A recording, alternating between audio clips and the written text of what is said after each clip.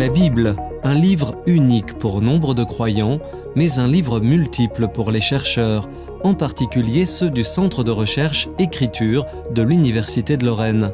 Car c'est sur la pluralité des textes sacrés que Jean-Sébastien Rey a décidé de travailler, en reconstituant des manuscrits fragmentaires archivés en plusieurs endroits de la planète.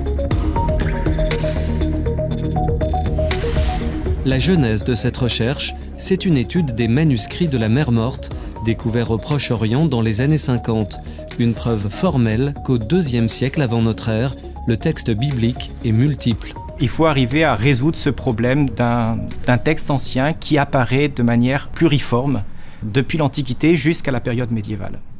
Du coup, a émergé cette question de comment on peut éditer un texte dont on a des manuscrits qui sont extrêmement divergents et dont on n'arrive pas à reconstruire la généalogie.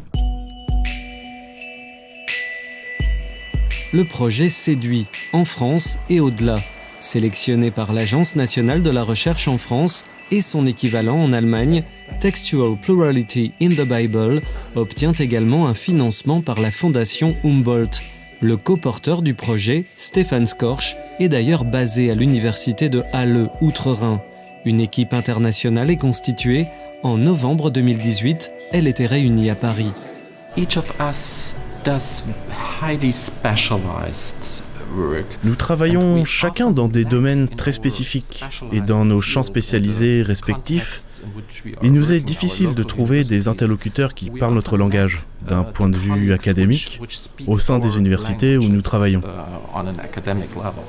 C'est pourquoi ce genre de séance de travail constitue une excellente occasion d'échanger.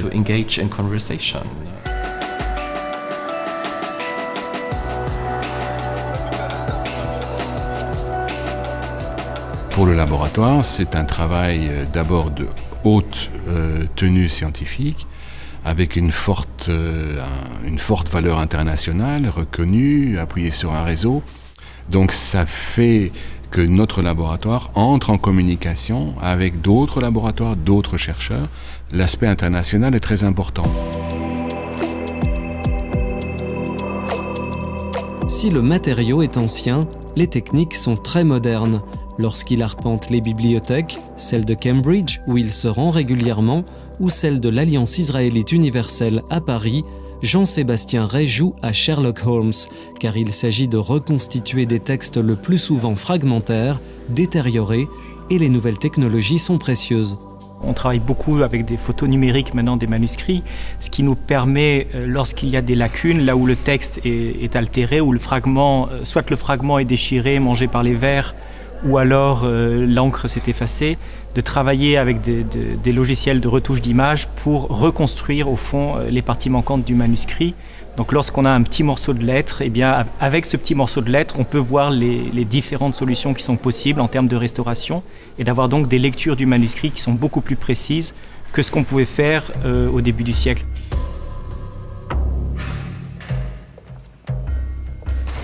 S'attaquer à des textes sacrés, c'est aussi amener les religions à s'interroger sur le rapport qu'elles entretiennent avec ces textes.